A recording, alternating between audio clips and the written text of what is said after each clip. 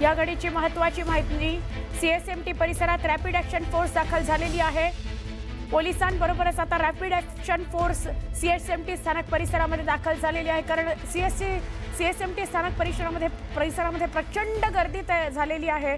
मराठा आंदोलक सगळे एकवटलेले आहेत। आता आतमध्ये चिखल आहे, पाणी आहे मैदानामध्ये, त्यामुळे सगळेजण बाहेर एकवटलेले आहेत। काही वेळापूर्वी तर ते नाचत सुद्धा होते, कारण काय तर सरकारचं लक्ष वेधून घ्यायचं। आता बघूया रॅपिड ॲक्शन फोर्स दाखल झाली आहे सीएसएमटी स्थानकावर, काय नेमकं घडतं, काय ॲक्शन घेतली जाते का, कारण खूप मोठ्या प्रमाणात वाहतूक कोंडी झालेली आहे। आमचे प्रतिनिधी Sachin Todkare. Sachin, rapid action force आलेली आहे, काय सांगाल?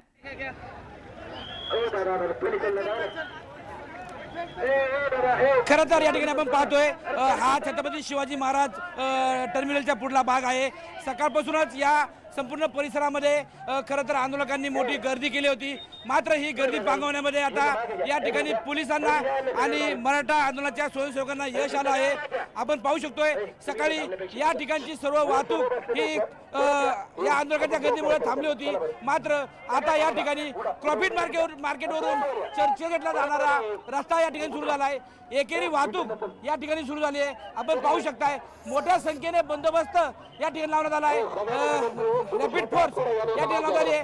त्याचबरोबर मनोज जरांगे पाटील यांचे जे स्वयंसेवक आहेत ते स्वयंसेवक सुद्धा या ठिकाणी मराठा आंदोलकांना या ठिकाणी विनंती करतायत। हा जो भाग आहे हा मोकळा करण्यासाठी या ठिकाणी पोलीस आणि मराठा आंदोलकांना मराठा स्वयंसेवक या ठिकाणी विनंती करतायत। आपण पाहू शकता या ठिकाणी हे मराठा आंदोलकांचे स्वयंसेवक आहेत। हे स्वयंसेवक या ठिकाणी सर्व आंदोलकांना विनंती करतायत, हा चौक मोकळा करण्यासाठी विनंती करतायत।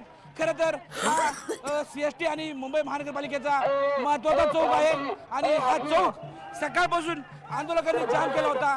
मात्र आता हा चौक काही प्रमाणात मोकळा करण्यामध्ये या ठिकाणी पोलिसांना आणि मराठा आंदोलकांच्या स्वयंसेवकांना या ठिकाणी यश आलेलं पाहायला मिळतंय। खरं तर रेल्वेने अनेक पर्यटक या ठिकाणी दाखल होत आहेत। रेल्वेची जी गर्दी आहे ही गर्दी या ठिकाणी रेल्वेनं अनेक आंदोलक दाखल होत आहेत। सचिन, तुर्तास तुम्ही असेच सोबत राहा, तुमच्याकडनं माहिती घेतोच।